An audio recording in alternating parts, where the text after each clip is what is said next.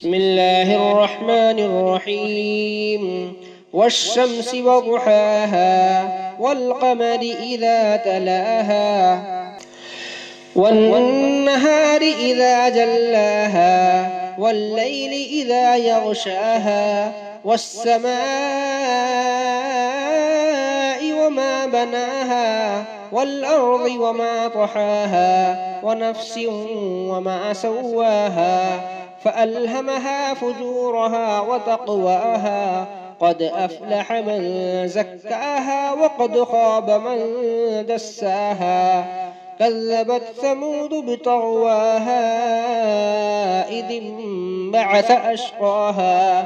فقال لهم رسول الله ناقة الله وسقياها فكذبوه فعقروها فدمدم عليهم ربهم